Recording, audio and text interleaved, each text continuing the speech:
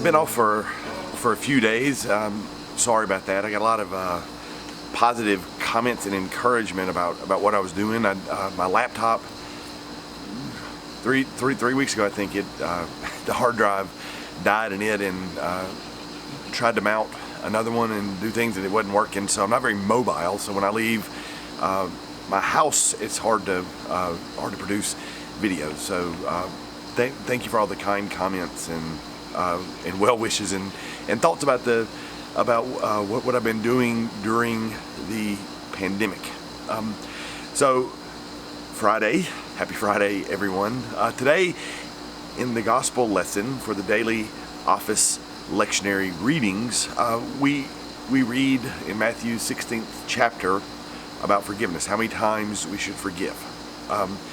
And that sort of sparked other thoughts in my mind. It sparked a lot of things.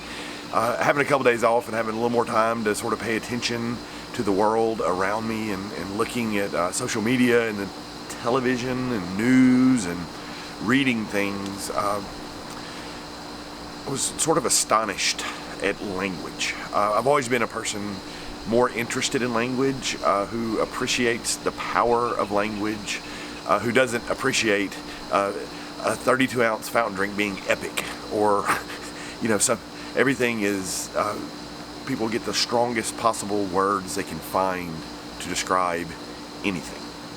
Everything is epic, magnificent. And sometimes that's a good advertising ploy, creates excitement. Other times it's not a good thing. So I want to talk today about the difference between guilt and shame, at least theologically thinking, or thinking as a person of faith. Guilt is a thing we can do something with. So guilt is a million things, but for the sake of our conversation, guilt, we can say, is when we do something wrong, either against God or ourselves or another human being. So go back to the Oreos.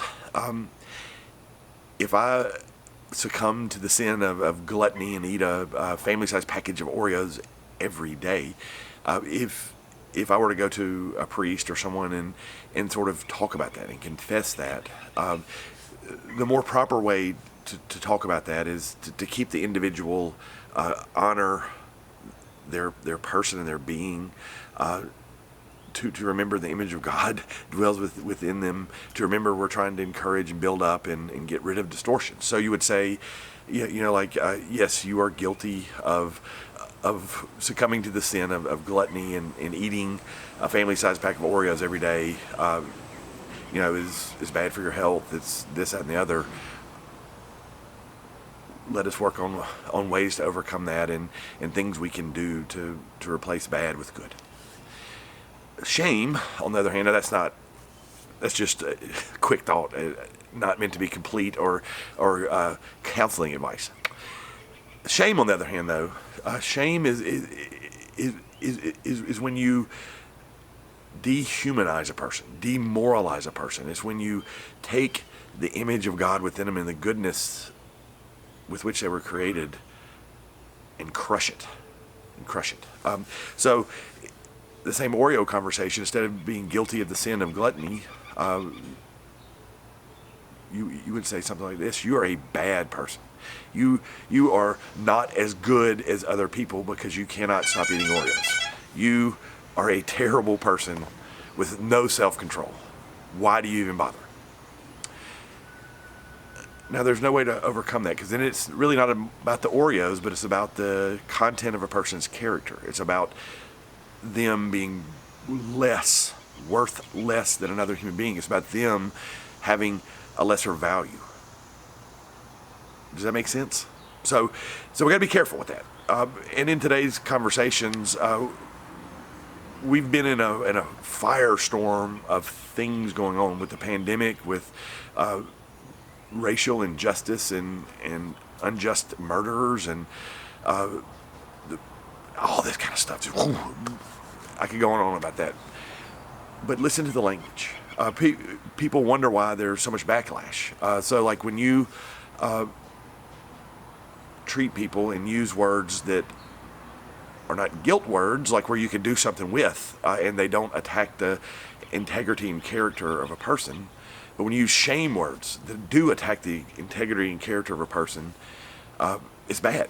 So right now, Laurel has the city council has ordered the use of masks in businesses until July 7th. And if you look on Facebook, you'll see reactions to that. You'll see people who might say something like, "If you don't wear a mask, you don't care about me."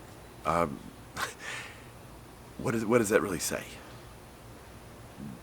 That says shameful things about a person. And when we are met with guilt, we have several options, and we can repair things and still be a complete human. When we're met with shame, there's really only two options to that. One is to sort of be demoralized, feel and believe that you're less a person, believe that you're incomplete, believe that you have less value and worth, and that destroys the soul. And the other one is to sort of act out with aggression. Sort of stick the middle finger to whoever says that, and get angry, and how dare you, and fight. So you can either ball up or fight.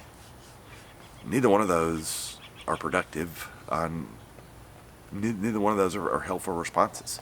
And then when you get into very serious matters, with race relations, with injustice, you have to be very careful with the language you use. Because if you use language that shames people, it might be the most just cause in the world you're trying to convince people of, but when you use shame language, and I've seen it everywhere and on all sides, so I'm not taking a side, I'm just commentating on language. When you use shame language, it demoralizes people, and they either have those reactions.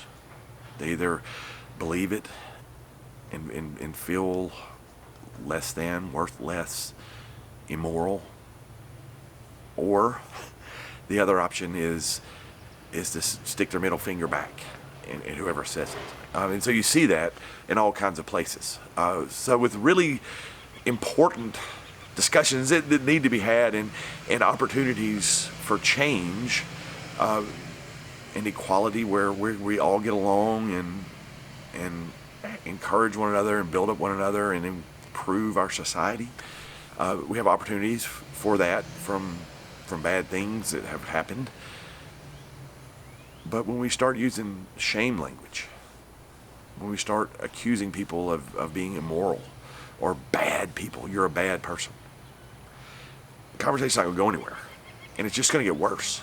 It's going to get worse and worse because of those reactions.